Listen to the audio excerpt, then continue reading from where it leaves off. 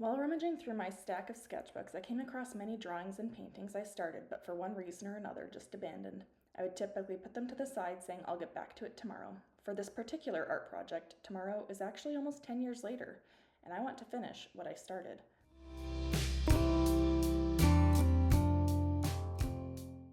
I don't remember exactly what made me fall in love with drawing. Maybe it was realizing I had a knack for it when I was in middle school, or it could have been when I was in high school and I used it as a bit of a relaxing escape. Or it could have been the fact that I could do it in any room in the house, as the supplies were very transportable. My guess is it was a combination of all of those things. And so we get to this drawing, one of the many partially finished ones in my sketchbooks. I remember finding a cute reference photo for a pig on the internet and feeling the need to draw it. Why a pig? I'm not really sure, but the fact of the matter is I promptly got distracted and didn't actually follow through. To be honest, that is the theme with many of the art projects in my studio. I didn't end up following through.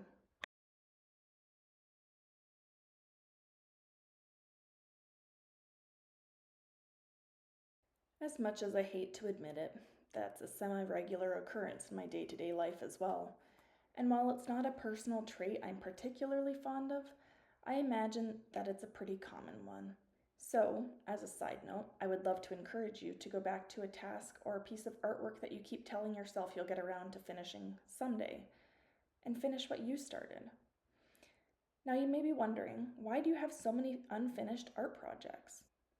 Some might have been pushed to the side in lieu of another project that excited me more, as was often the case if a project took more than one session to complete, particularly when painting with acrylics, because who has the ability to mix the exact same shade of paint you were working with before? Is that just a me problem? Others might have taken a turn that I didn't particularly like, and so I gave up on it, putting it aside for me to fix tomorrow. Part of the problem is that I often start too big, and the project becomes boring.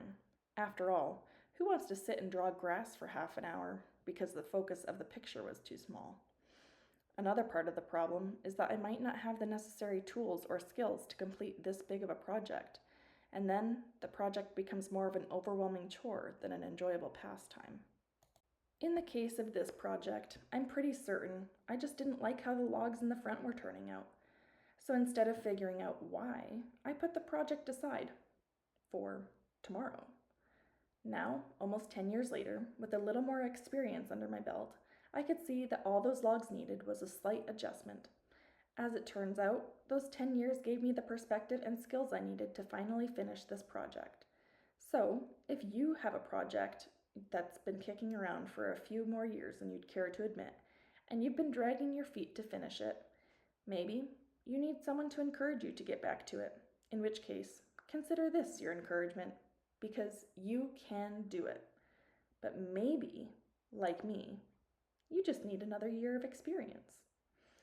Let me know in the comments if there's been a project that you've started but put off finishing. Thanks for watching. I'll see you next time.